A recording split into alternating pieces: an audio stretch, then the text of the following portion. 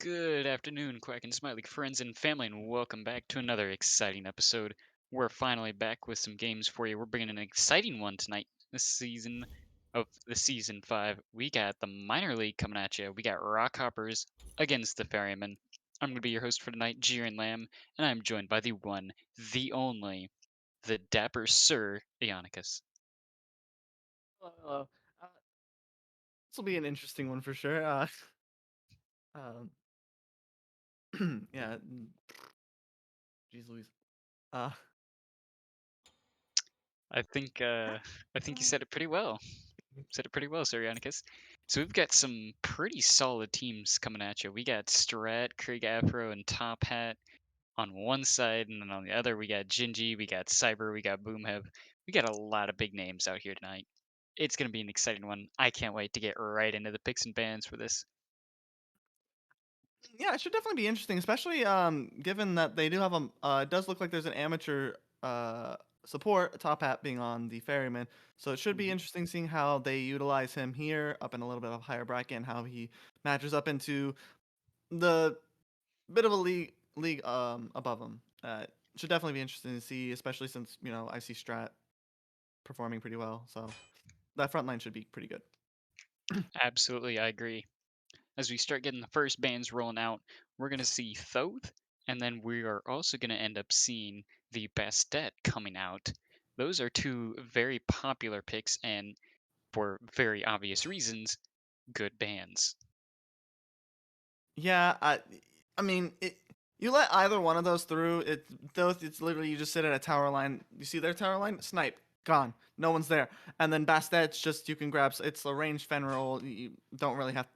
You don't have to worry about face tanking the team to go pick someone up. So two very very good bands. Especially along with this Ardio and Amaterasu band.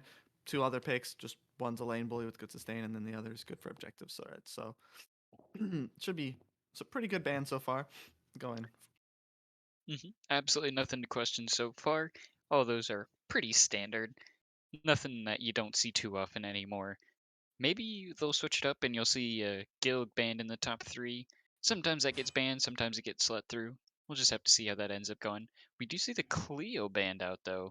Nobody wanted to deal with that. Yeah, I mean, there's just Cleo's damage numbers are still really, really high since her release. I think it does really, really well to like it solo or jungle, doesn't matter where you're putting her. I mean, I've seen her mid sometimes, casual games like what the heck. But the high pressure that she can get from that high amount of power on top of her safety in the long range dash, and then the ability to just literally be like, nope, I'm out and go through a wall. So very, very good band. Just something that's hard to deal with, especially at a lower end. Yeah, Yeah. it's just super easy to get out absurd amounts of damage extraordinarily quickly. And especially considering that she has that silence on her one makes it really difficult to deal with if she gets any sort of advantage. Yeah, the silence definitely helps and doesn't help. It also doesn't help that you cannot be, you have to be silenced or stunned out of that yourself because knockup immunity. But on Persephone on the other side, another good one, There's and no way out! yeah, they're just high damage. And it does look like Gilg and Kabrakan got picked up as well. Gilgamesh, as I was saying, pretty popular god about right now. The setup that he can get and then just pump out the damage really easily. It's just super simple, You super are safe for him to be able to finished! pull it off really, really quickly. Not to mention the fact that even if you do survive that onslaught of damage, he can then just immediately pop the Winds of Shamash and just set up his team even better for free. It just makes him super, super solid. Yeah, Gilgamesh, he has definitely that very, very high team fight. He got the drop kick into walls, his wind of Shamash, as you said, to just help his team so much better. Um, it does, I think the pickup on the other side with the Kabrakan, though, should be very, very nice to see. Just Kabrakan with his one can just immune the winds of Shamash on him, period. And which I think is a very, very good matchup. And then Achilles, you got that combat role that's very, very easy to just dip past the wall without doing anything. Um, yeah. And then yeah, Atlas and Wukong afterward. Yeah. I Or no. Wait, Well, looks like we're not going to get an Atlas this time. But the Sun whoa. Wukong is I definitely will leave very safe, and standing especially no going into barrier somebody to such as our Achilles, success. going to be able to just kind of clear wave and then walk away and not really worry about what Achilles is doing, because his wave clear isn't quite as fast. So hopefully we'll be able to see Sun Wukong be able to take a little bit of advantage of that and then set up his team in some team fights, especially with that Look somersault into cloud my pulling out the eyes. decoy can really distract the other team and create some space for his backline. Ganesh is going to be great for peeling on the backline.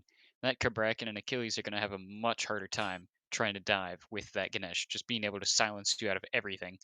And even if you do manage to get away from the silence, those Dharmic pillars are dangerous. Oh, 100%. I mean, I don't know if you've looked at it recently, but the scaling number on just the first hit alone on Ganesh ult is insane. You build like one power item and the entire support build, done. You're nuking someone. But you are correct on the Wukong is definitely gonna be very very good with the Achilles. Just Achilles wants to bully lane. Wukong just doesn't want to look at you in lane. So that being said, there's also this Medusa, which I think should do very, very well when Wukong wants to kind of initiate or Gilgamesh wants to initiate, just being able to pop that ultimate and then turn the damage back around very, very easily.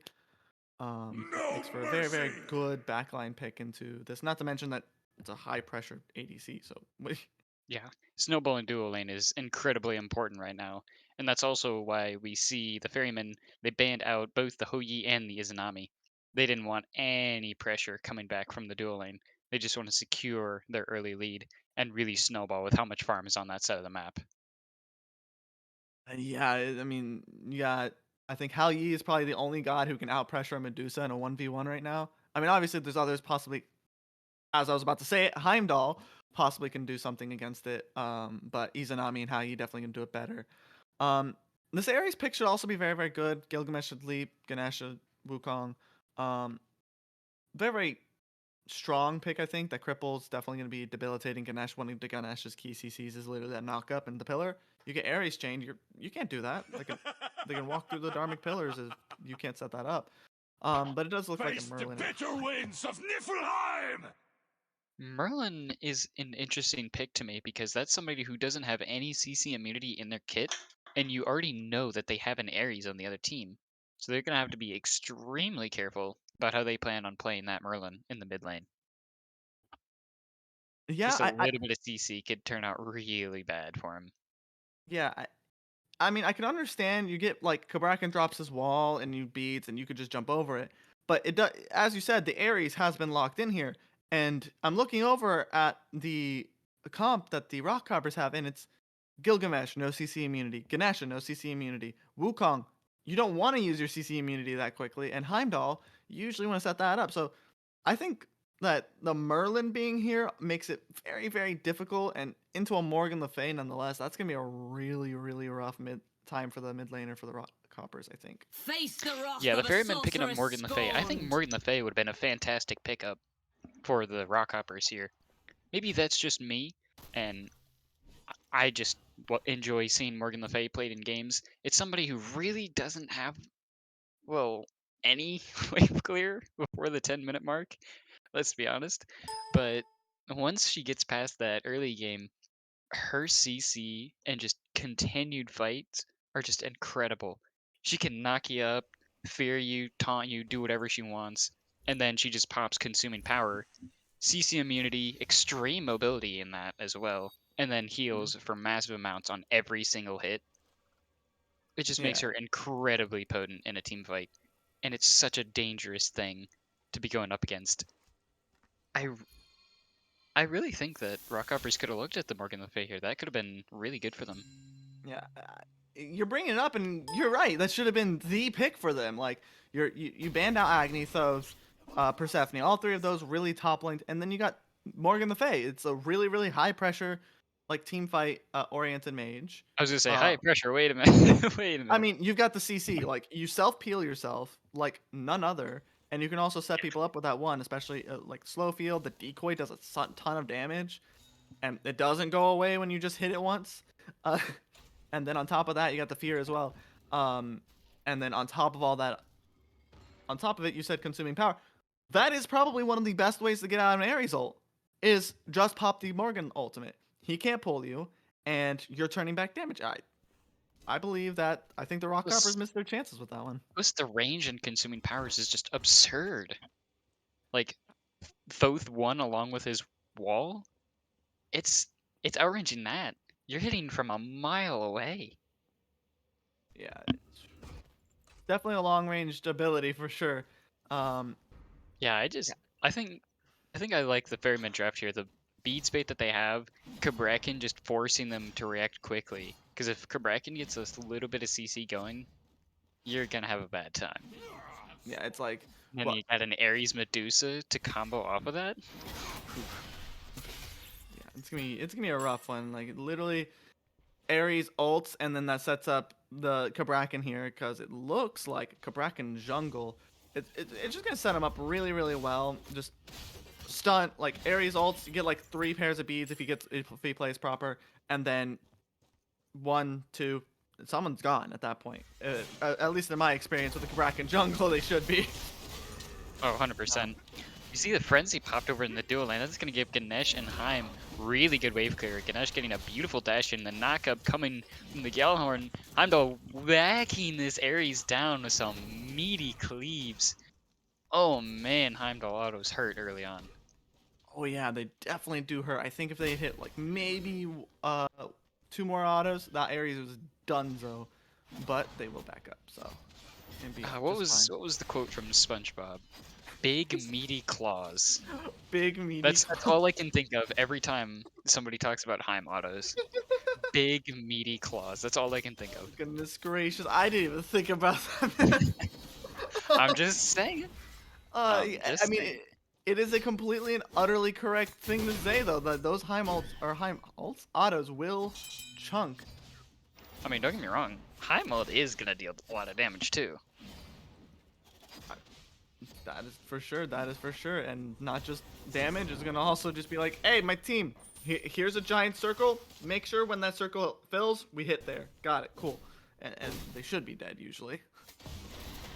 It's extremely easy setup. If you can't figure out where they're going, it's gonna be really unfortunate because that is just such a perfect opportunity to just blow them to smithereens. It's just a beautiful way to take somebody out of the fight, clean up the rest of it, and then just be on your merry way. Take the fire giant, kill Pyro, and then they land, and you kill them. Oh, It's just way too much time on that. wait. Yeah. It's definitely a lot. Looks like the Bracken was looking toward mid though. Looks like it didn't come out to anything though. Just going back to the speed buff. It does make sense. Karakin does want to kind of hang around for the Morgan Le Fay a little bit. Her early pressure, not what I would call top tier, so it does make sense to get a little bit of extra support from the jungle here in these early waves. As we Especially see. since. Oh, good. Oh, sorry, go ahead. Yeah, so it is, or as you said, Morgan Le Fay's early levels, she doesn't really have that damage. She does have a decent amount of damage and can turn a fight, yes, but it's her CC that's really helping her early. And I think especially into a Merlin, this Kraken being there to help her is going to be really, really important. Oh, 100%. Yeah. It's really just going to take a little bit of time for them, but once they hit that late game and they're able to combo the CC out, it's going to turn into a really bad situation for the Rockhoppers. If they don't have their beads up at just the right time, well, good night. Sayonara. That's all I can say. Yeah, it's just like It really is a scary thought, especially in the duo lane. Just thinking about not having beads up, that could leave you petrified. yeah, I mean, if you don't turn around in time, it does look like they're getting. Oh, we got a aggressive. gank now though. Cabrakan is even showing up as well as popping the frenzy for the Rockhoppers. The Cabrakan ult is gonna. Oh my god! Cabrakan ult came out and I could not find the health bars anymore. That is a very clean double kill.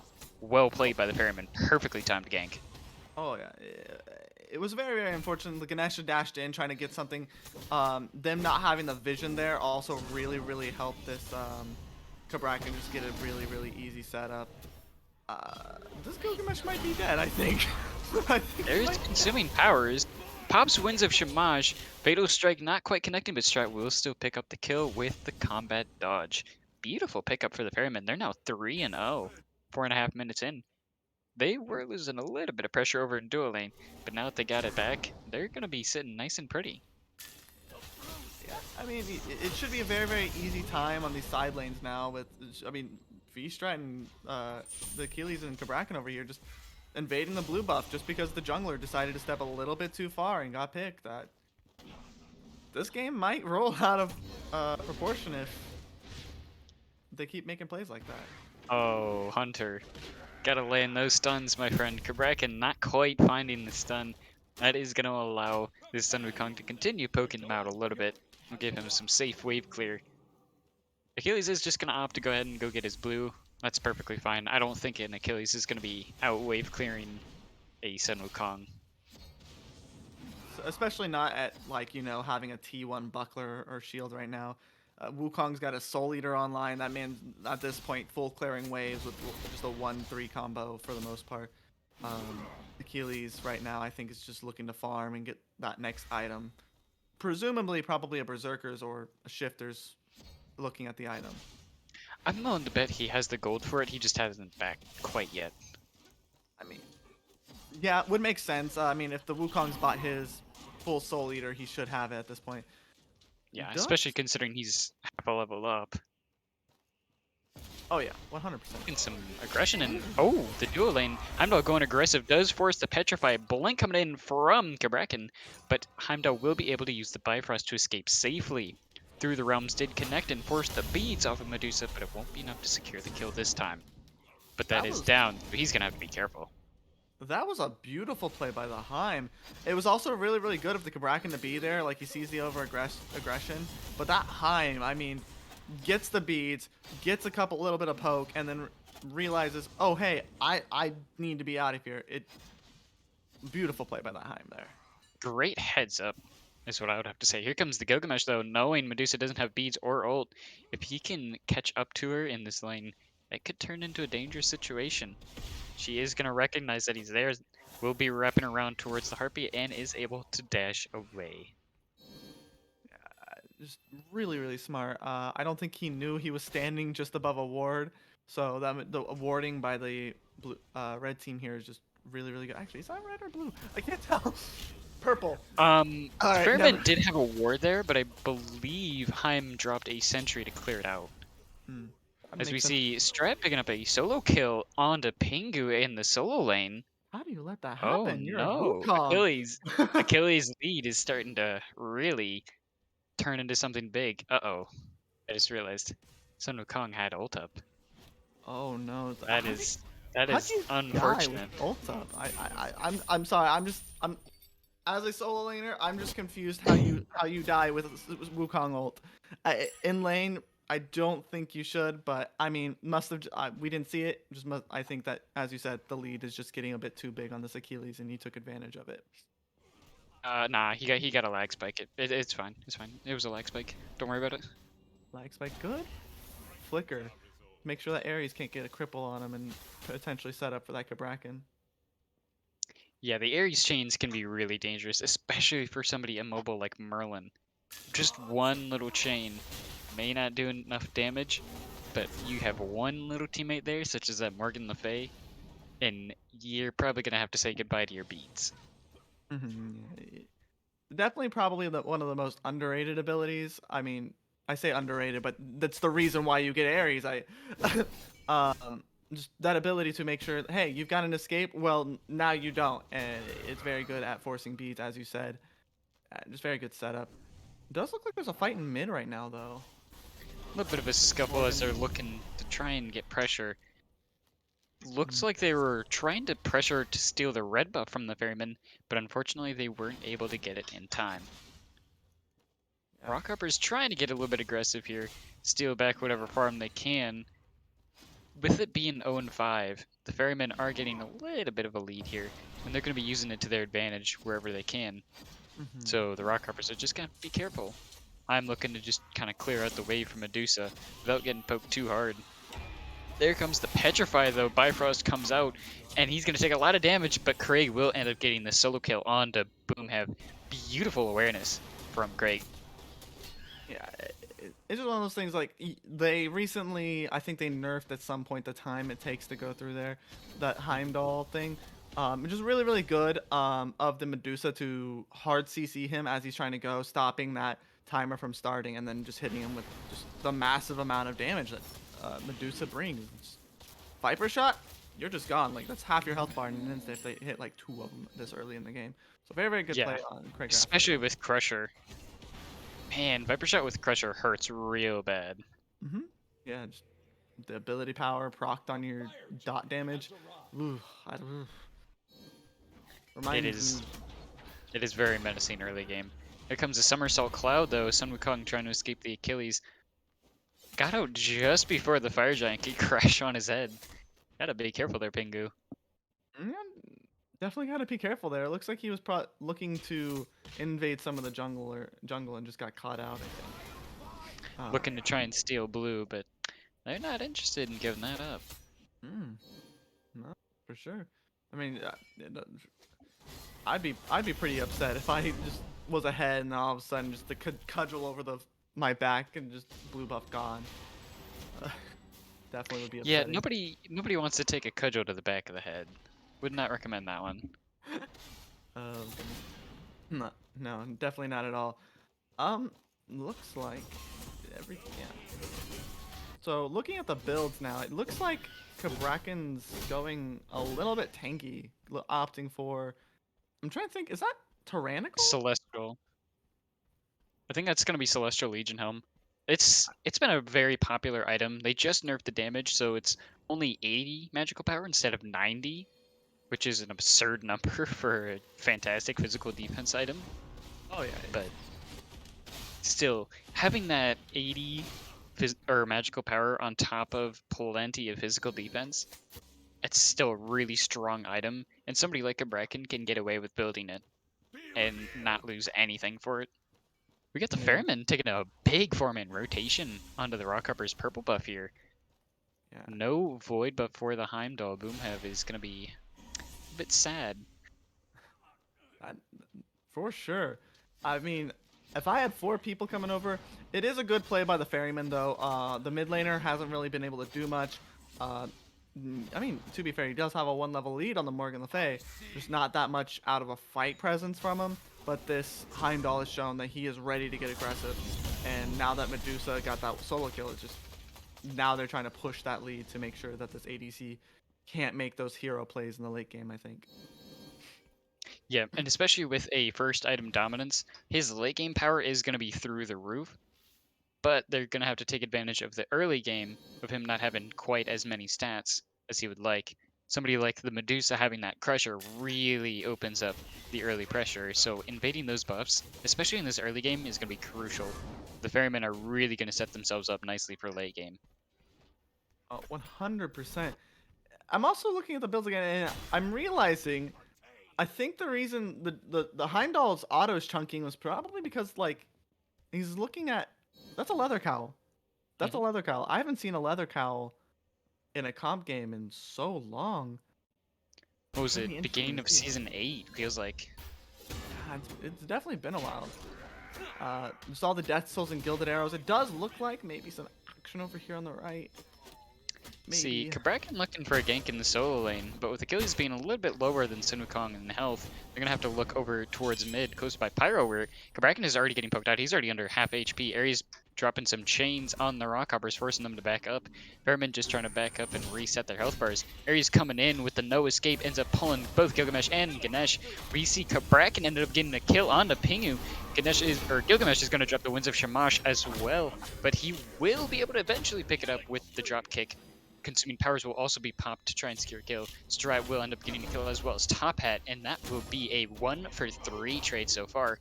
We see Fatal Strike coming out to try and catch us Merlin. Beads will end up being popped as Achilles continues chasing down Merlin, though Aegis is popped, but it won't be enough to escape from the combat dodge, and that will be a 1-for-4 trade in favor of the Ferrymen. See, Wow. that was a great engagement to start by the Rockhoppers there. Like they had Kabrakan low. I think it was when the Kabrakan got out, they might have been a little bit more too focused on trying to get that pick that they could have on the Kabrakan. forcing first Sun Wukong to just fall down Uh-oh. all alone in the back line. Heimdall trying to go step up for that Gold Fury, but not quite. He tried, but unfortunately through the realms was off the mark, and oh, Jinji. That is so sad. It's it's Oh, I it's feel okay. bad It's now. okay, He Ganesh. he tried he tried to stop Strats back, but Dharmic Pillars were just half a second too late. Oh, that Very, is very that is unfortunate, unfortunate. but it could have been a fantastic kill opportunity if he had anyone behind him. Um, but yeah, just unfortunate, man. Maybe next time. um, Oh man. Rockhoppers are so close to getting so much, and it just did not turn out in their favor. I think in that team fight, they really did get split up. You saw Gilgamesh was trying to dive and kill the Kabrakan. He was able to pick it up eventually with the dropkick into the rock by a yellow buff, but he ended up dying for that. And then there were 3 people back there to just burst him down the rest of the way. Medusa Lord. popping ult, there goes Petrify, no escape, will end up keeping Boomhev down. Craig's just gonna pick up a kill for that without much contest. Yeah, I mean, I also want to highlight that. I mean, one, Craig Afro's damage is just insane right now. That Crusher Aussie Silver Branch, you got penetration now. Oof. But that Ares ult seemed like if that Heim didn't die going through the route, like he was coming back. There was no escape. That crystal nullified. So really really good play on that Ares to be able to secure that kill if Craig Afro's damage wasn't just quite enough. Speaking of not quite enough damage, we see Ferrymen going for a little bit of a kill over in the solo lane. Fatal Strike pop to try and get Cyber out of the game. Unfortunately, wasn't quite enough to get the kill, but Ferrymen are still going to be going for that Pyromancer. You've got Strat still zoning this Sun Wukong all the way back. Ganesh is going to end up popping the Dharmic Pillars and will secure the Pyromancer. Great steal. And they're going to be going in for a re-engage. Somersault Cloud popped a little bit early into this fight, but unfortunately, Ferrymen are going to be able to just walk away. Not going to have to worry about it too much.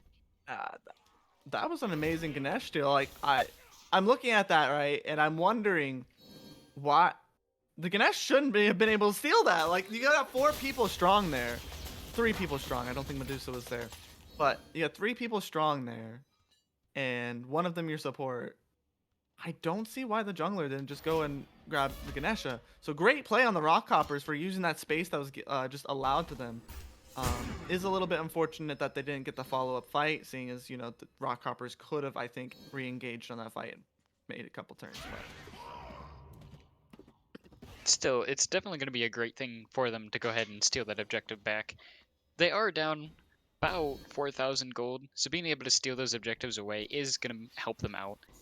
They are currently 1 to 11 on kills, so the Rockhoppers being able to secure objectives is going to be really important for them. Just denying that lead from the Ferrymen will help them catch back up in this game. Yeah, for sure.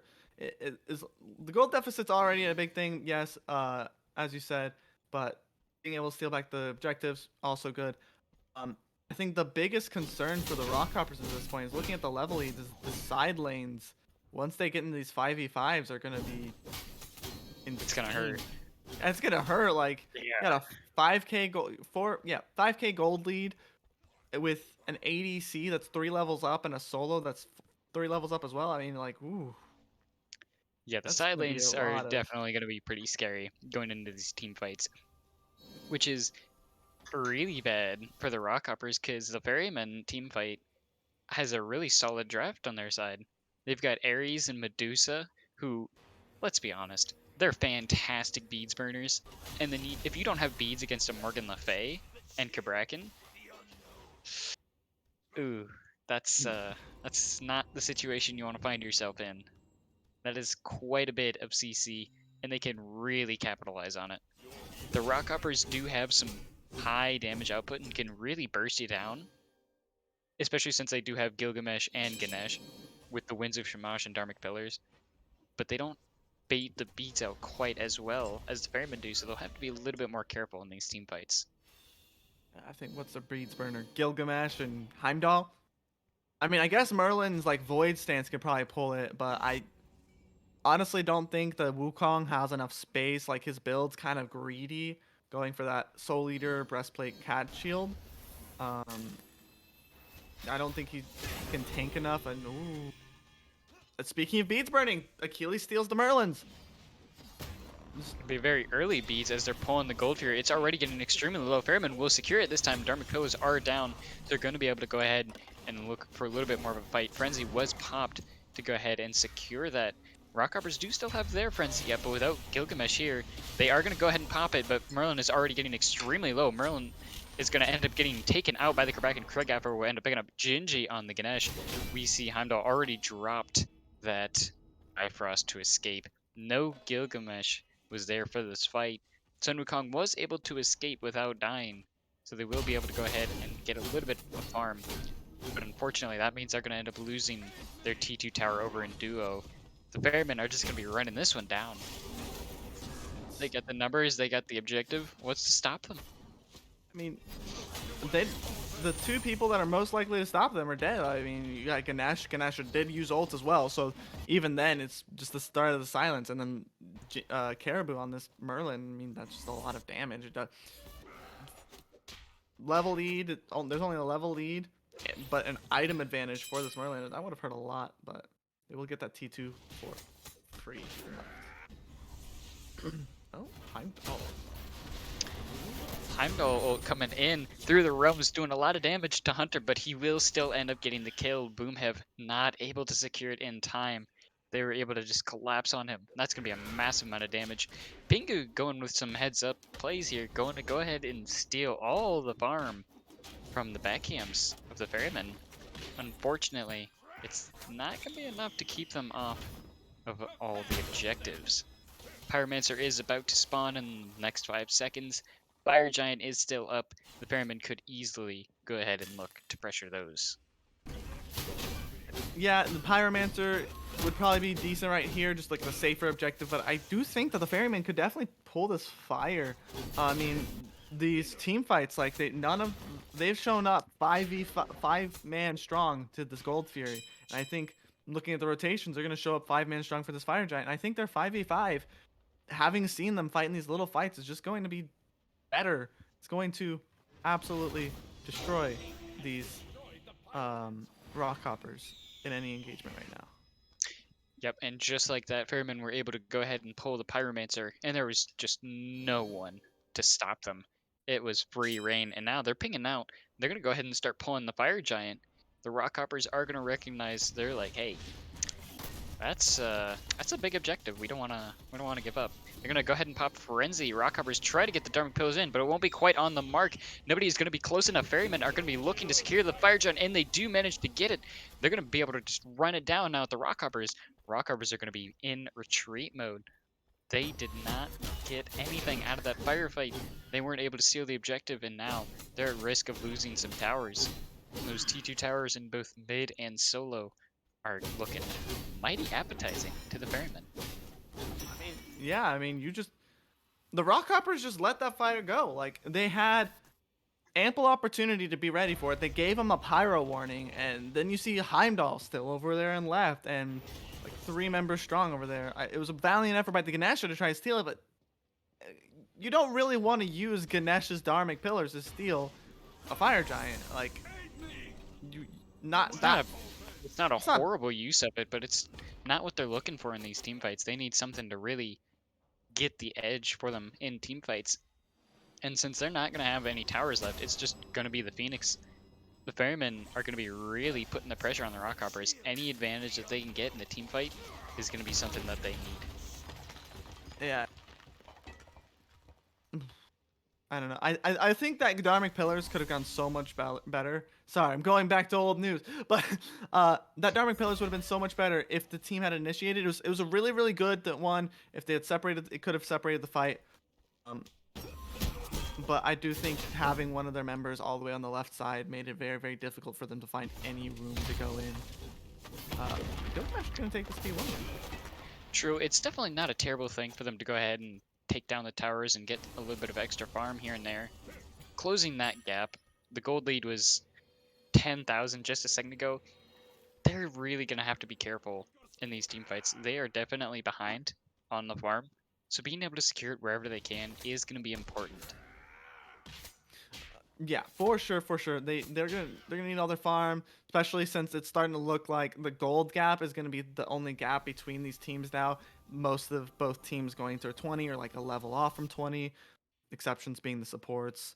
With the Rockhoppers, Ganesha actually being ahead of Top Hat over here. Um, but yeah, the fire. Um, uh, this fight going into the sieges should be interesting to see. Um, but I mean, I don't know how much of a fight the Rockhoppers are going to really give with the amount of items down that they are. It will definitely be very difficult. They're gonna be looking for a big siege defense here. They're gonna have to be very careful, especially since Heimdall does not have Through the Realms for this next fight. And the Ferrymen are going to be charging down the duo side Phoenix very shortly. They just picked up the Gold Fury. It is going to be time to make a big defense. If the Rockhoppers can pull this defense off, it could really catapult them back into this game. But if they lose this fight, it could be very dangerous. Ares is going to blink in, popping no escape very early. Frenzy comes out, Dharmic Pillars and Somersault Cloud will be coming out. Wind of Shamash will be trying to save Gingy, but it won't be enough. Top I will end up getting the credit for that kill. And now the Rockhoppers are down. They weren't able to get any kills. Achilles is in the backline getting a little bit low. He's about half HP.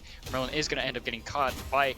Oh, wow, that was a beautiful ult coming out from Achilles. Unfortunately, the Aegis will end up saving their lives. Hunter will end up picking up a kill on the Pingu.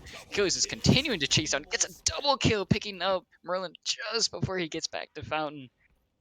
That one is going to hurt. It is just Cyber left.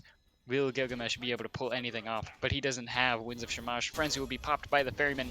Titan is already down a quarter of HP. It's already down to half. It's down to quarter. And they're continuing to run it down. He's not going to be able to save it. The Ferryman will take game number 1. I don't know what I just watched, man. I think I just watched this. I just think I watched a slaughter. Like they played that team. They separated the team fight. That blink Ares ult to start that team fight was the That really was really good. huge. It was huge. You get a beads out of one of them. You pull in the Ganesha just to instantly burst him. You no longer have to worry about that Ohm canceling your abilities, and then you force the Somersault Cloud. So the Wukong, when he comes down, is forced to fight you, and then if he dashes and you catch it with your Ace Chain, he has no way to get out now. I feel like that was a very very good play by the Ferryman to go in there. Um, it is very very unfortunate that V Strat was just able to walk in the back line. It was very very good. He picked off both backliners. Yeah. I mean, Morgan Le Fay dropping her little taunt over the wall ended up hitting both of them and dealt massive amounts of damage. And my tongue just could not keep up with how much damage Strat and Flaming Skull were putting out onto everybody.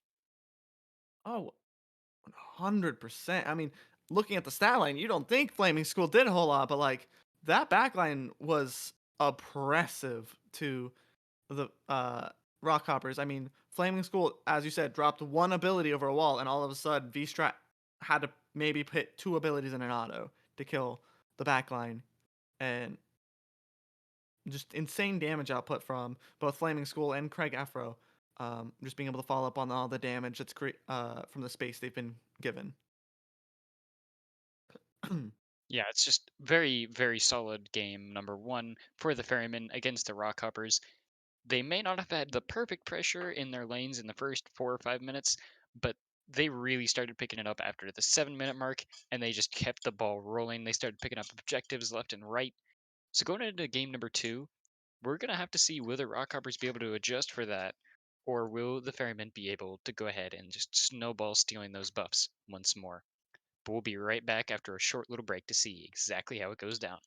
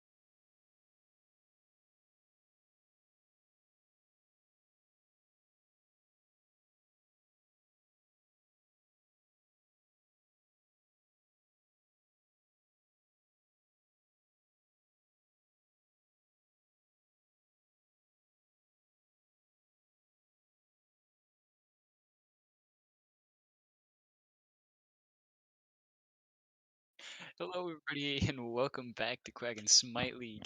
We are back with the Rockhoppers versus the Ferrymen. I'm glad that you guys could join us for this wonderful evening of casting. Once again, I am your host, Jiren Lamb, and I've got Sirionicus with me. Hello. this will this will be an interesting set to see. I'm hoping that they make some sort of changes from the first game. I mean, They uh, did good early game, but the Ferrymen just really rotated to those buffs and invaded, especially purple on cooldown. It just did a beautiful job of it. If they can do that again, the Ferrymen are really going to be sitting nice. I don't know, man. Just 1 to 18 is all I gotta say. They had the pressure to get those kills early. 1 to 18. I don't know. I'm really hoping to see a better performance from the Rockhoppers. There's a respect band that Cabrakan definitely made it very, very uncomfortable to play the game. I am glad that they're making at least that little change to the bracket here. Yep, Kraken is still a decent band no matter what, so I can't really complain about that. RDO and Kepri also being great bands. Kepri can be a really, really good support if you can get a high pressure ADC. Thoth, another fantastic band. Loki getting banned out. That's because there's Cyber on the other team. Bastet being a phenomenal ban as well. Makes perfect sense to me. Yeah, I'm hoping that they might get the memo. Nope. Okay, I was really hoping because I'm looking at these bands, right? You know what I'm missing? I'm missing an Amaterasu, and I think that's them not picking it up in that first slot might really hurt them because if the Rockhoppers pick that up, that late game team fight that was kind of like the big reason the Rockhoppers couldn't get into anything. Amaterasu's a great team fight solo laner. Unlike the Wukong, she's going to bring something to the table. I feel like it's a missed opportunity, but the Gilgamesh still a good pickup. So Gilgamesh is never a bad pickup right now. He's always just really good, whether you put him in solo, jungle, or heck, even just slap him in support. A lot of damage on that, so you can just play around early pressure and duo, which is what you want to do anyway, because of how much farm is on that side of the map. dude, I didn't even think Gilgamesh solo. That I feel like that would be that would slap. Holy. I mean, at least in the way that the Look into Ferrymen my did it, I think eyes. they wouldn't have that same issue that they had last game where they were out pressured by a Heimdall, Ganesha. It would slap at the first start, I think. Past Mhm. that, I think it's very, very reliant on when you hit your drop kicks, and if you miss even one, that could be the difference between a team fight or not. Oh, Um, absolutely. Though I do love seeing the Medusa picked up here by the Rockhoppers. Medusa is a really strong ADC right now, and overall, it's extremely rare for somebody like a Medusa We to make get walls so that pressured we out may early live unless in you get peace. killed really early on. And there's the Amaterasu that you're talking about. yeah, I mean, it's super smart. You get probably the best ADC in the game, You the are best solo finished! laner in the game. First two slots, I like the Gilgamesh is fine and all for the team fights, very, very good. It could probably play very, very well with how the Ferrymen were playing last game, but I think missing out on the Amaterasu and Medusa might hurt them, especially in these early bits for the Medusa and the late game team fights for the Amaterasu. The Achilles though, I don't know how well that does on Amaterasu. Your early game's fine, but like I feel like team fights, you're not gonna get as an execute onto an Amaterasu. She's gonna hit her stance switch, and then is done. How are you though? Hmm. Oh, he's still a really solid ADC, and I really can't I've complain got about seeing my him eye picked up, on you. especially with his team fight. He can really make a good impact. If he lands a single triple bounce, especially on a backliner, that can really turn the tide of a fight. Just dropping the suns, that can make a big decision in the team fight. Overall, he's just really solid. Yeah, for sure, for sure. Supernova! I mean, just how you in general, that pressure, probably one of the few hunters that's going to turn that pressure back to Medusa. Uh, sure, Izanami did it in the last patch. I think Medusa beats her now, but How Yi, probably the next best 1v1 god. I don't think you lose a fight. The Soul, though, I think looking, the Soul should be interesting. Especially if that goes, I mean, it looks like they're going for a double ADC, so I'm assuming it's going to go mid. Um, should be very, very good for shredding objectives. that if the Rockhoppers are looking for them, they should just get whatever objectives they want. I don't think Ferryman could stop them unless they turned up and took the fight. Yeah, if Ferrymen aren't on time to these objectives, they can disappear in the blink of an eye. So they're definitely going to have to do a good job on their warding game for this game number 2. Oh, 100%. It will also be very, very. It also behoove the Rockhoppers to also have that vision. That was definitely something that was very lacking in the first game. I mean, Kabrak, looking at the Kabrakan ganking the Heimdall early on, there wasn't a single ward to tell he was there. And then what happens? Heimdall dies. He starts losing that lead. You no longer have the ADC to be able to play off of. Just Yeah, vision is going to be absolutely. important in this. Although, looking at the bottom bans, we see both Ganesh and Ares banned out by the Ferrymen. Rockhoppers are going to take away the Agni and Persephone. Those are some really solid teamfight mages and supports. Definitely not somebody you want to be I going up against. love gold. Yeah, definitely going to be a problem. I mean, as we were stating earlier, about the Ares being drafted by the Ferryman into the comp the Rockhoppers had. Now we're looking at the Ferryman now, and that's going to be a key thing. They just showed Ares is good into that comp. We don't want it back, choking our Gilgamesh from being able to fight. Our Achilles can't combat dodge. Our Havi can't leave. Um, Very, very, very good band there, and then the Ganesha also being very good at that. This Fafnir pick though, another really good objective shred. Got here. I think the Rockhoppers are just looking to get to an objective, burn it, be gone before the Ferrymen even have an idea of what just happened. I really couldn't complain about that. Getting some extra objectives under Face their the belt could wrath of a really sway sorceress it in their favor. scorned. They didn't get very many objectives in the previous game, so I think going into game number 2, being able to secure those objectives, especially early on, could be very important for them. 100%, very, very good. Who's ready And to looking at the party? Ferrymen now, they've drafted Morgan Le Fay. I mean, it looked very, very strong. I can't complain about that one.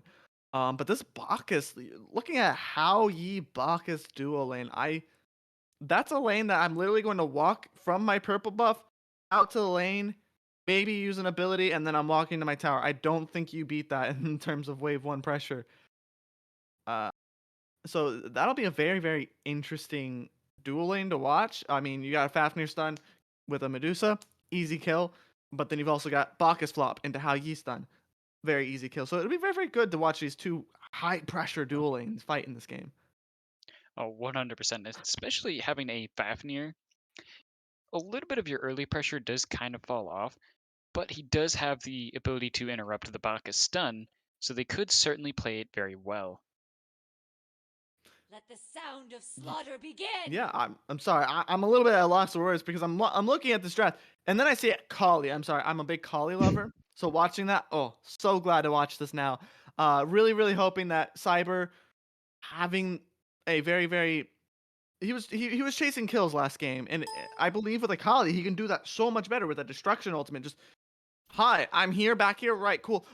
Good luck killing me. I don't die for the next 2 seconds. So have fun with that. It should be very, very interesting watching the Kali going into this game. Um, very, very AD focused comp on the Rockhoppers though. Could be very easily punished by like an Nemean Lion or, I mean, Shell could do a decent amount for it as well. Just, you know, Horrific. reduce basic horrific. Just all these things that reduce that auto attack impact. So it'll be interesting to see how the Ferrymen react to this. Obviously, there's enough ability base in there. You know, Medusa's really really strong abilities. Soul, her auto slap, but so do her abilities. And not to mention Amaterasu in recent patches has gotten a really really strong buff to her too. Just Hmm. Yep, that heavenly reflection is really powerful. It's a really solid wave clear now, and especially because it gives you that extra mitigation, it makes for a really good boxing tool as well. oh yeah, I mean Heavenly Reflection. If I remember correctly, it's like 480 when you have it at rank 5. So like you get that to rank Yeah, 5. There's nothing you're out like you're a tank. Cool. I take out like a fifth quarter of your HP just in one ability. Fully charge it. one ability, and on top of Alma passive, by the way, right? You're taking more damage than that because of Alma passive. So just a really, really strong god, I think, at this point. We can all Not to agree. mention she can buff the damage even further with her one. Oh Just yeah, just that aura, just adding even more power to your arsenal. Kind of absurd. I, I mean, there's a reason why she's strong. You got Valor Stance, you just make your entire team do more damage, including yourself, and then go into Benevolence, and it's like, hello, we're faster now. We will run you down. And I think that's going to work very, very well with the dive between this Kali and Amaterasu. Just, I feel like if they play this correctly, the backline of the Ferrymen won't exist. I mean, you can't kill one of them, and the other one can just zoom around and heal herself. So, should be a 100%. very, very strong dive from them. Yeah, it's going to be very difficult to take them out in the late game. We'll see how they do in the early game here as we start clearing waves and everybody goes into their first laning phase of the game number 2 of the Rockhoppers versus Ferrymen. Achilles will end up getting level 2 first and will be going into some pressure against the Amaterasu. She gets very, very low, pops Heavenly Reflection, and the Shield And Bash picks it up from all the way downtown outside of tower. Beautiful first blood from Strat. His Achilles looking pretty sick here. oh yeah, I mean, it just goes to show Achilles is a strong god as well. We were just talking a lot about Amaterasu's team fight potential. We just saw the case of her weakness. The biggest weakness to her is she is not going to out pressure, especially level 1. These high pressure guys like gods like Achilles, Bellona. It's just not going to work very well for her. Medusa, I'm looking at this, right? I see the soul in ADC and Medusa mid. Yeah. Ah, Yeah. What? I'm sorry, what? Yeah. Obviously no, not the worst thing because Medusa mid is a thing, but like, what? I mean, Medusa mid isn't nearly as bad as Soul mid. I would rather have Soul ADC and Medusa in mid. I just don't think Soul in mid lane is a good idea right now. Don't get me wrong, the items are still great on her. I just don't like seeing Soul in mid. I just feel like she gets better value out of being the ADC. Uh, and I don't know. I feel like it's less of a fight of who's better in mid, and I'm just saying who's better in ADC. So, but we'll leave that one to bed. Looks like Got a little I bit of thought pressure something in was. the duo lane for the Rockhoppers though. I mean, they do have Soul, so it's Yeah. kind of expected for Soul to have the pressure, although we do see the Ferrymen rotating over from the mid lane to defend this purple buff. They do not want any shenanigans from the Rockhoppers this game.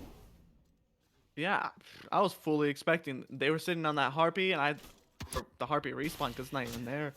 I feel like they were coming over to just make sure that they didn't, in case they tried something on the purple. But very, very smart on the ferryman to just be there in case of the rockhoppers aggressing. Because last game, where did the rockhoppers aggress early? Duo lane. So I do believe that was a really, really smart rotation. Just being close by in case something did happen to be able to turn a kill or Yeah, take the great kill. heads up play. Uh, We'll see but- how does it translate into the rest of the game though. Will mid be able to keep up?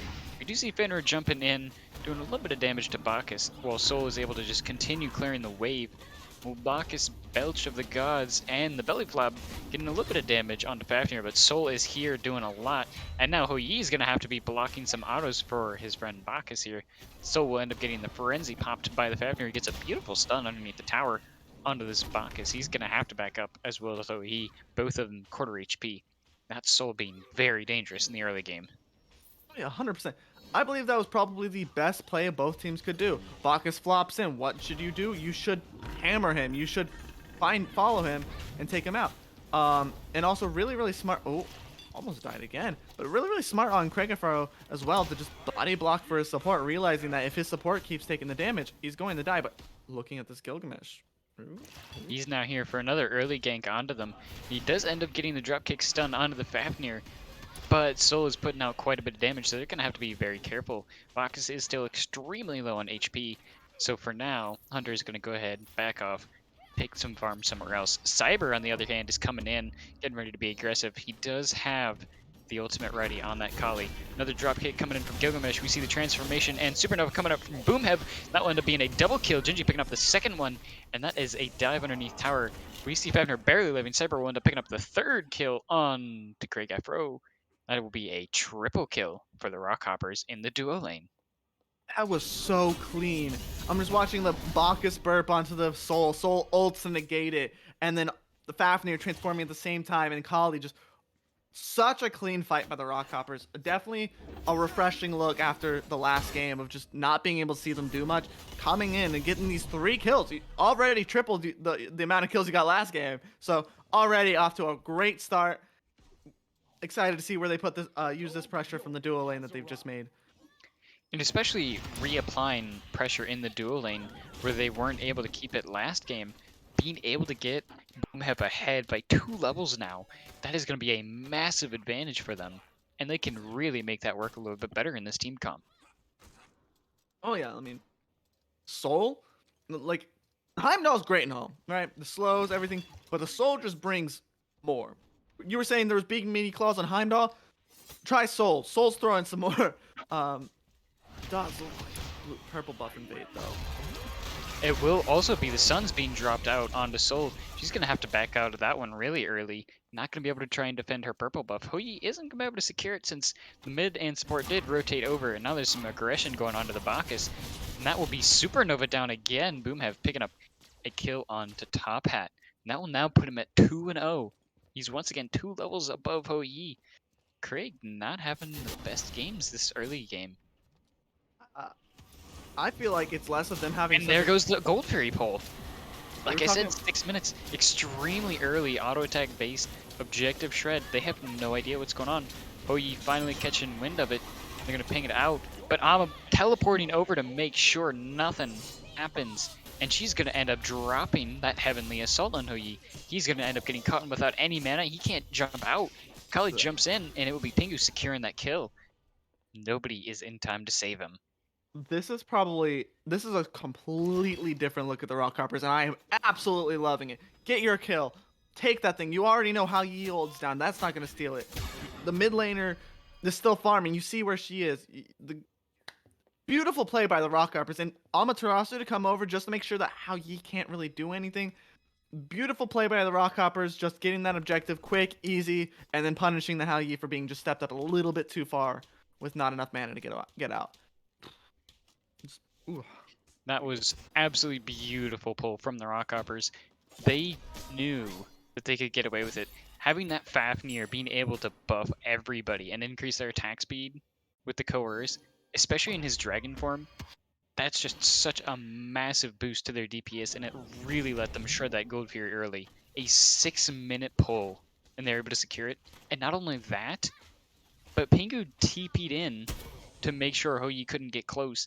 And they're able to not only secure the Gold Fury without a contest, but they also picked up the kill. Oh yeah. That team fight presence of the Amaterasu already shining its light with that TP. It'll be looking forward to more from that. But yeah, I mean, just like looking, it will be a little bit more interesting going for the pyro though at 10 minutes. I would love to watch like a 10-minute pyro. We just watch a 6-minute gold. I'd love to watch a 10-minute pyro, but I don't think that's gonna happen. You But say yeah. that, and we end up seeing a 13-minute fire. You know what? If the Rockhoppers do it, I'll love it because they have the comp to do it. If you're gonna do it with any comp, this is the comp. It'd be this objective play. These ferrymen have to look out for that. And they have to have the vision on these objectives. Like it might have been slow by normal standards, but that's 6 minutes in the game. You just got a Cold Fury. Yeah, that is an extremely early pull. And the only unfortunate part is, while Ama was TPing over, Achilles was able to just get out all the farm. And he stole some backcamps, and now he's got a level lead. Which is kind of unfortunate for the Rockhoppers, because they pulled off such an impressive feat with an early Gold Fury. But they lost the farm for it over in solo. It is the unfortunate part about rotating out of one of the side lanes. You come back, especially using your TP to do so. It makes it very, very difficult. The other guy just gets to free farm, just for free. Like, who's gonna stop him? All 5 are in left side. Looks like Here comes Dazzling Assault to try and defend the blue buff, but unfortunately won't be on time. Blue buff was already gone. There's going to be a little bit more farm Ama won't be able to get. using the solo advantage, and yeah, she rotated out early, giving the Achilles that lead, but it's very, very good on these Ferrymen. Like, you know where your win con is. It's definitely not in dual lane. Dual lane has essentially been put in the grave for the moment. Just you're not gonna fight a soul, and if the whole team's gonna rotate to keep that soul alive, you probably Yeah, should put your pressure elsewhere. yeah. Soul got quite a considerable farm lead early on, so the Ferryman ADC is definitely going to be in the sticks for a minute. But in the mid lane, though, they're not doing quite as bad. We see Kali blinking in, Morgan Le Fay getting extremely low. We'll end up picking up the kill onto Cyber. Pops consuming powers to try and escape from this Fafnir who popped Frenzy and transformed into the dragon. So they're going to have to be a little bit careful. Ferrymen do pick up the kill of that engagement and are able to safely back off before any of them get picked out instead. I was looking at that. That would have been such a beautiful engagement by the Kali if she was just 3 levels. If it was just 3 levels later where she would have had beads. Unfortunately, the Ferrymen immediately know what's up and proceed to punish her. You don't have beads and you're going to blink in on the team to kill Morgan? How about we just CC you? You're not getting that ultimate out. Yeah, definitely going to have to be careful when you engage on a Morgan Le Fay. You gotta time your dive just right to make sure she doesn't have all those abilities up, because she has quite a hefty amount of CC in her kit. You get the one, and then you got the one that where you can just tremble. No, it's a fear. There we go. I was like, it's tremble, fear. You got that fear to start with, and then on top of that, like, if they keep pushing you, you've got the dragonflight ability to just knock them away. Just making it super duper really, really good. And then also, you know, the CC immunity just makes it super duper safe. Not like just CC immunity, but a massive heal at that. Because let's be honest, it is quite a lot of healing out of that ability. Consuming Powers is probably one of my favorite ultimates for a mid laner. It's I just mean, so good. yeah, it's really, really strong abilities on Morgan Le Fay for sure. Looking like they're trying to go for this gold fury, the Ferryman. They're It looks like calling it, but the Rockhoppers are going to be TPing in to try and contest. They're showing up in force, and they're not going to let them take it for free. They're already taking a little bit of damage, though. Ferrymen are going to have to be careful. Their support is already low. There goes Supernova from Soul. Dropped a little bit early to try and pick up the Bacchus, but he does survive with about a third of his HP. He's going to jump in, popping the belly flop, and then dropping the bomb. It will be Fafnir and Am both ulting back in. Am is getting a lot of damage onto the Bacchus. It's going to have to be a little bit careful as Strat does pick up the first kill on the Caribou. So they're going to have to be a little bit careful from the Rockhoppers here. Strat popping that execute, but not quite on the mark. He's going to have to back out. Cyber blinking back in will end up forcing Strat's beads as Pingu picks up Hunter Big Mouse in the backline. And now Kali has to be very careful. She does have ultimate, and she is going to be able to pop it just in time, but not able to get any kills just yet. Ama and Soul continuing the chase on a box, but she turns around. Pingu ends up falling for it. Strat is going to continue DPSing Soul, and it will be Craig who gets credit for that onto Boomhead, and it will be Flaming Skull who ends up picking up Gingy. And that would be a beautiful turnaround for the Ferrymen. yeah, I mean, like, I gotta say, that fight favored the Rockhopper so much. Sure, Caribou dies, but you should have gotten the Bacchus. The Bacchus was so low, but then you also got another pick on Hunter Big Mouse, their jungler. And at that point, I think once they're backing up, you got low health bars on your entire team. You just got a W. I mean, your mid laner kind of suffers for it, but like that Kali can get farther ahead than this Gilgamesh, who's gonna be this team fight centric jungler over this god who's going to 1v5 your entire team. I feel like it was just a bit of an overcommitment by the Rockhoppers, and it does lead to them losing the Gold Fury. Yep, Ferrymen do manage to come back in time to pick up that Oni Fury, and Strat will end up picking up Cyber, rotates over to the Scorpion, kills one, looking for the kill on the Caribou, but won't be in time to kill the Medusa. The Rockhoppers do pick up that Pyromancer while the Ferrymen were on the Oni Fury. Unfortunately, they're not going to be getting a whole lot out of it since one of them still died for that.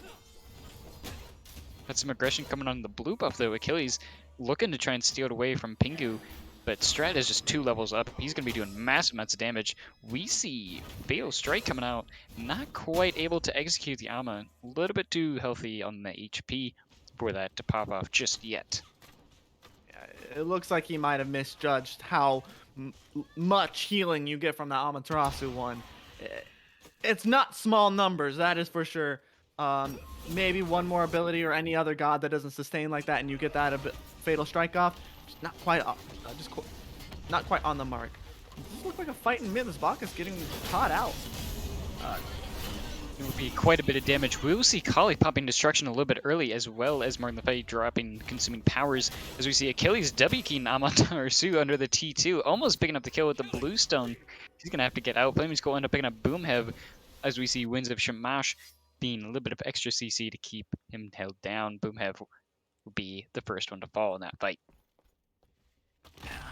Looking at where that ultimate is, it looks like Boomhev didn't get the memo. His whole team's backing off, and then he's just there at the side camp.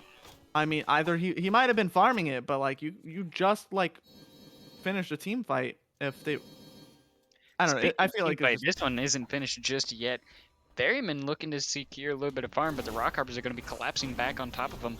It's going to be a little bit dangerous for Strat. He's going to have to pop Fatal Strike to try and escape, as we see the transformation coming out of its Gingy, and they're going to be collapsing on top of Achilles. Strat not out of the blue just yet. They're continuing the dive, and a little bit more CC will end up meaning Gingy gets the kill. Here comes the Consuming Powers from Morgan Le Fay. Flaming Skull end up getting a little bit of damage and is able to back out a little bit. Amma going to be a little bit dangerous for this very low Gilgamesh. Hunter is going to have to back out as well. They are going to be not only low in HP, but low in mana. You have to be very careful. The Rockhoppers will be able to go ahead and pick up the T1 tower on the solo side. They aren't going to be able to pick up anything else with it, though, besides a little bit of farm. I mean, they got what they want. They killed Strat. That gives this Amaterasu a little bit more time to farm, maybe close the gap on that lead that's slowly developing just from better farm knowledge from this Achilles. Also getting that T1, I believe it is a win. They didn't lose anyone this time. A great thing for them. Negates the death of Boomhev earlier a little bit. Just multiple reasons why that was a good engagement, I think, but all in all, it just keeps them from letting these Ferrymen snowball that lead through the solo lane like they did last game. Absolutely. It's definitely a lot more even, and now that we're 17 minutes in and the gold difference is only like 1,500, this is a very even game and can really turn to either side. One good team fight, so they're going to have to be very careful about their plays here. Because this is really even. This is anyone's game. Either side could take a decisive victory and just run with it. Yeah, the Rockhoppers, it's definitely a different Rockhoppers. Having this even thing, I feel like it's going to be about who can pull out this first fire giant, or whoever can get the first major team fight, like just a full 5-man Dia side. That'll decide kind of where this game's going to go forward. Fafnir catching Gilgamesh on the lazy back. Might die. Oh, still got that leap though. Does he come back in? Please tell me he comes back in and gets another hammer off. Please tell me he comes back in. Oh. I would be so amused, because I don't know, I'd find that extremely tilting. I don't know about Hunter Big Malls, but I know I'd find it really tilting that the support just won't let me back. Just walks around back in, stops your back a second time. It really is kind of troll, but it is just hilarious. I don't care if it's even my teammate who's getting their back stopped. It is just really funny to watch somebody do that. I don't know about anybody else. I mean, it's always funny just to see someone be like, really? But I mean, Like, it does waste time if they are stopping the jungler from backing. He doesn't back to get that extra item online that he could be having. So, the support do that, but objective being pulled here. Get the Gold Fury being pulled. We see Ferryman getting dived on by the Rockhoppers solo laner here, as well as, oh, we got a big blink in from Cyber, but he gets blown to bits. While the Rockhoppers secure the Gold Fury, Craig Afro picks up the kill onto Cyber, and now the Ferrymen have full HP bars. They're going to be running it down. Moonsphere is the only one not there, but it doesn't matter. Strat is going to be picking up Pingu. They're rotating now towards the mid lane, maybe even looking at the Pyromancer over there. We got a blink coming in from the Gilgamesh, trying to catch them around the backside as they're trying to escape towards the solo side of the map. and they're going to continue this aggression. Fafnir jumping over the wall. His transformation is going to be running out here pretty soon. You're going to have to be a little bit careful. And there goes his transformation. Ferrymen are still in control of the space on this side of the map. They're going to go ahead and start pulling that Pyromancer already. Dropkick missed by Hunter, and that's going to take a little bit of damage from the soul, but will give them more than enough time to take the Pyro. Yeah, I mean, I feel like if it was any other jungler, like an assassin, maybe Gilg dies there, but I think that Shogun's is definitely gave him a little bit of the defense you might need against that soul, especially since the soul has opted for a Celestial Legion helm, so maybe it's not quite as much penetration being able to build through.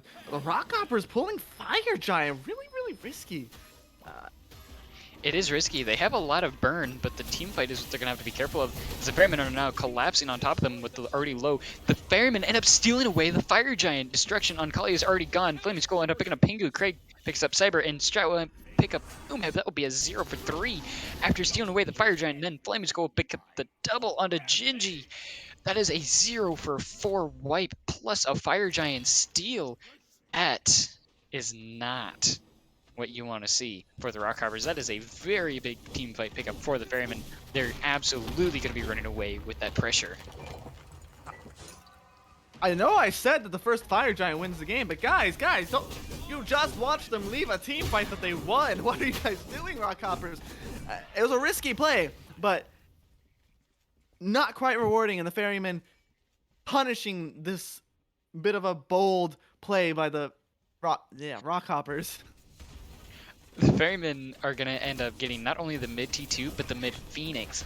They're going to go ahead and pick up the solo side tier 2 as well. They still got Fire Giant for quite some time. They can afford to back off, reset, come back in with some of that gold that they have to spend, and just push down duo lane. They have more than enough time with the Fire Giant to get there and take a siege on the Phoenix. This could turn really bad for the Rockhoppers if they're not very careful. I mean, this game went from dead even to just the Ferryman's court in like the past 3 minutes. They definitely should back, reset, get those items online, that get those advantages that they can get. I mean, you're looking at freaking Amaterasu versus Achilles. Achilles is a whole item up, like a cat, and he's got tier 1 of another one. I think at this point, you get those items, and Amaterasu is going to be squishy as can be. Especially with the redstone taking her attack speed, you're not going to do much on that. I don't know. This left side siege should be really favoring the Ferrymen here. Just items and the pressure that they've given themselves for this push. Yeah, they got a lot of space to work with, and especially now that they have Fire Giant around their belts, they're going to be a very dangerous team to be going up against. They are still about 4,000 gold in the lead, so it's not horrible for the Rockhoppers, but they have to be very careful with their siege defense here. I mean, yeah, one fault, one bad step, one misposition play, and the Ferryman can end the game off this. I'm very concerned that the Kali's over on right side. Maybe they're looking to pressure out, push another Phoenix on the other side, maybe force the one of the members of the Ferryman to go over there. But it does look like the Kali will be backing here for the Phoenix defense, so they will have that 5v5. They are going to have to be very careful here. The Rockhoppers need to be cautious about how they play this. This is going to be a big siege defense for them. If the Ferrymen end up getting this bird and don't lose anybody, this could turn very dangerous. We'll see how are they going to handle taking this 5v5 as Achilles blinks right in. Fafnir goes for an early transformation, wins up Shamash in the backline, and it will be Morgan the Fae keeping some CC on top of that Fafnir. Strat will end up picking up Caribou in the backline as they continue diving. Kali is the only one defending the Phoenix now. They do end up picking up Strat in a 1v3, but the bird will still fall, and it'll be a 1-for-1 trade solo for the mid laner. Now, the Ferrymen are going to be looking to back up a little bit as Gingy jumps in and stuns Craig to his death. Flaming Skull will end up picking up a return kill onto Gingy. Supernova comes out of the soul as we see a little bit of return damage coming out. A beautiful jump in and stun from Cyber, but a perfectly timed dropkick will end up kicking him away. Flaming Skull will still end up popping his beats, so he will have to be careful in the next team fight. But they will survive this day. Yeah, I mean, that siege maybe isn't the perfect defense. I mean, they lose Caribou early on, and then Gingy off the backside of it. But And it lost the bird too, but like you just got rid of their two biggest leads. You got Strat and then Craigerfro. This objective's not gonna burn that quickly, and I mean, the Amaterasu and Soul are definitely gonna look to contest it, or maybe just But the Soul. Gilgamesh coming in from the backline to dropkick Soul right into some extra damage. Will end up getting Boom have picked off, and now they're going to be able to collapse on top of this Ama. She's going to take a lot of damage, and now quarter HP. She's going to have to get right out of there. Cyber is not quite close enough to try and contest. Will they opt to just go ahead and pick up the Pyromancer while they're looking at gold instead? It's not likely that they'll be able to shred that Gold Fury, but the Oni Fury is still getting low, so they will have to be awfully careful. That is an Oni Fury as well. Those are going to be some Oni Fire minions pushing down the duo side. The Rockhoppers are going to have to be very, very careful with their next team fight. Uh, the Rockhoppers, I mean, that was a great idea to go in, but like the Amaterasu stuff, it looks like there was a bit of a miscommunication between the ADC and the solo laner. Just solo laner going off. It looks like maybe a warding. I don't see a ward, so probably not. I don't know. I think that defense could have been really, really good on that Gold Fury, especially with how long it took them. It just you can't have your soul being the first one into that fight. I think so. Soul did also get drop kicked in by Hunter. Yeah, right but on top of Gold Fury. Got drop kicked in and then started tanking Gold Fury because of it. So that was, in my eyes, that was a beautiful play from Hunter. And now the Ferrymen are literally just pulling Fire Giant. The Rockhoppers aren't even close to being on this side of the map. They have to try and defend those Oni Fire Minions pushing up in the duo side. Ferrymen are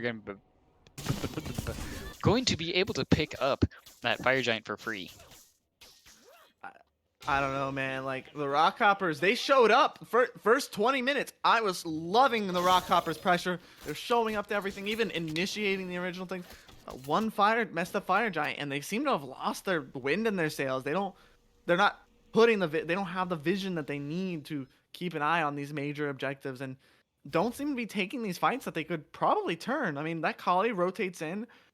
The Albatross is low, but like you have the sustain from your first ability. I don't know. I'm looking at the Rockhoppers and I'm wondering, where's the team at, man? Their early game was phenomenal, and then it started getting into the mid game, especially after that first Fire Giant, and the magic is just slipping away. They were doing such a fantastic job in the early game, but now they're just not quite able to keep up the way that they were in the early game. It's still possible for them to come back from this. The Ferrymen do have Fire Giant though, so it's definitely going to be a difficult climb, but it's very possible. The Rockhoppers, as we saw in the last time, they still have a pretty strong siege defense. If they can just be a little bit careful, they can really turn it around. I think that's what they're going to be looking for here. Yeah, I think the Ferrymen are definitely respecting it. Last push didn't go perfectly as they wanted, so they're definitely making sure, watching, they just pinged out the left waves, waiting for those left waves, having Gilgamesh push the right. They're playing this a lot safer, so the Ferrymen should be able to do something, but hopefully the Rockhoppers are able to pull a better defense as well. I think everything relies on how the Rockhoppers defend here. If the Rockhoppers bend over, lose one or two And here members, he goes, Blink in from Strat. Fafnir popping an early transformation. That is going to force the Medusa to back up extremely early as the bird is falling. Ama is forced to pop Heavenly Assault as well. Soul was not there. She was too busy defending left. Supernova ends up coming in, but off the mark, and the Suns will be dropped by Ho Yi right on top of her face. She's going to be taking a lot of damage. Cyber would try to get in there and do a little bit of damage, but won't be able to do quite enough. And the Ferryman will be able to just walk away and take both the mid and the duo side birds without a contest. I mean, that was great. Same thing they did before. Great initiation. Unfortunately, they didn't get anyone. So the Ferrymen probably it keeps them from ending. Let's be honest. If they killed Caribou, Soul there, they end right there. There's no way that they don't. Very, very good position. Very, very, very good use of abilities and positioning by the Rockhoppers backline to be able to get out of those situations. Good peel as well from the Fafnir to keep that Soul, keep them from running at the Soul into the Titan room. Does lead to them losing their two birds, but at least there were no picks, so they're able to sustain back up through the fountain and maybe set up another defense or maybe catch someone out again. Who knows? Yeah, you can come back from losing a bird. You can't come back from losing Titan. It'll be very very interesting. Um, this Amaterasu is going to have to get a bit more use out of her Heavenly Assault. It's great that she's using it to avoid dying, but Using Heavenly Assault defensively is not the greatest feeling. no, it feels It's horrible. It does feel horrible. It's such a beautiful ability to pull off in a team fight, especially if you can get 2 or more stuns on the other team. It really sets up your team nicely. So having to use that defensively really sucks. We'll see how they're able to use it as the Ferrymen are now starting down the siege on the solo side for the last remaining Phoenix alive as they're already taking it down. It's already gone. The Ferrymen have already taken the Phoenix. They're going to opt to just play it safe. They're going to back up, wait for just a little bit of time, looking for the soul in the mid lane, jumping in on her, do a little bit of damage, and they're backing off. They're just trying to secure these objectives. They don't want to get overly aggressive. Yeah, They definitely respect the siege. They respect Mhm. the defense now. Yeah, it was smart to use your last minute seconds of Fire Giant to get that right side Phoenix.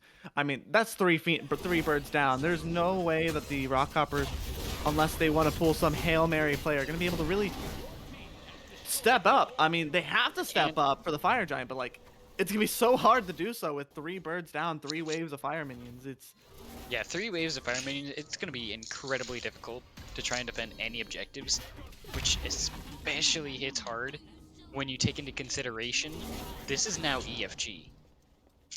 This is going to be an extremely potent objective to be getting. And the Ferrymen, as of right now, aren't going to be contested at all. yeah.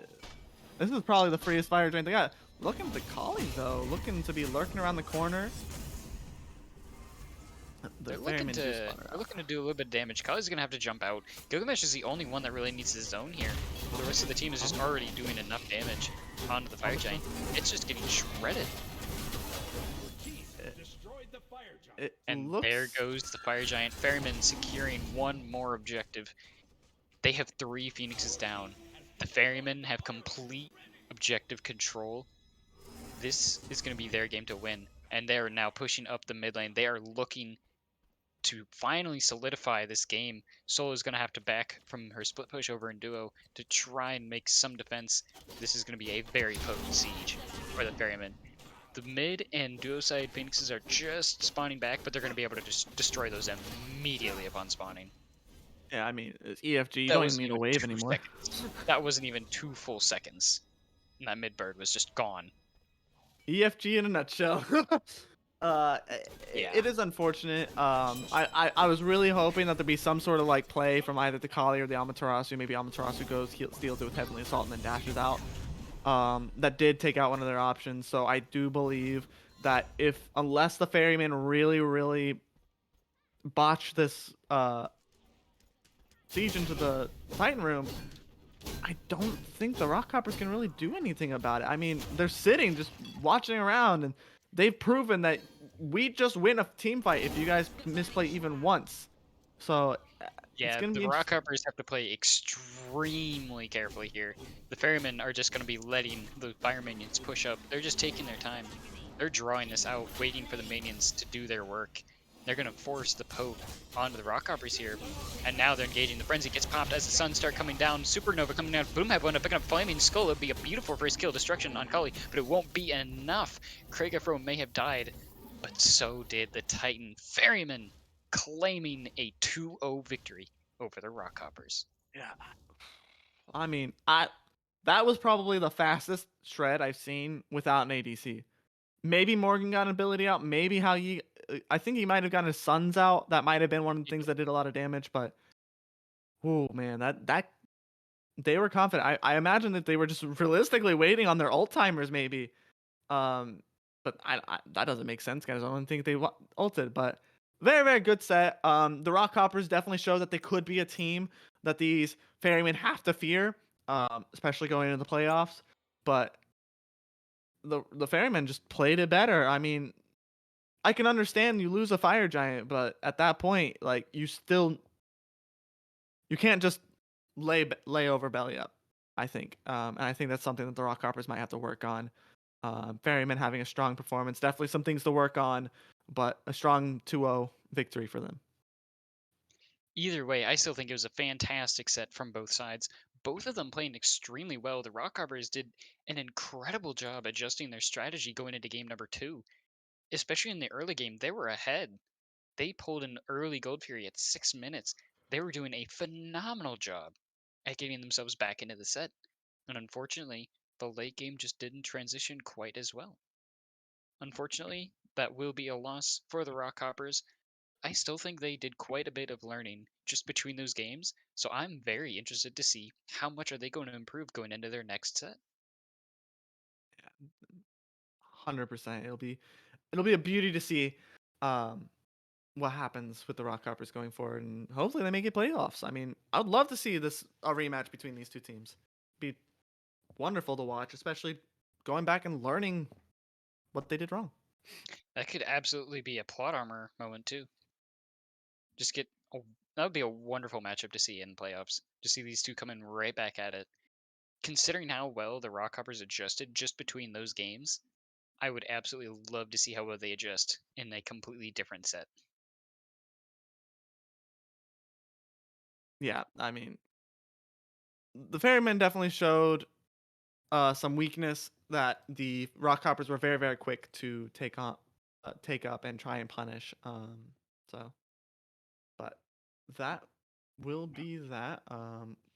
We're going to take a quick break here, or not quick break, but that will be the set between the Ferrymen and the Rockhoppers. Thank you guys for stopping by for this one. And I think we've got another set, maybe? There, Okay, there just are making sure. more sets that need to be casted. So but we'll get there eventually. but yeah, we'll go ahead and take a break here between sets. But yeah, thank you guys for stopping by for this one. Thank you all. Have a good night, and we will see you soon.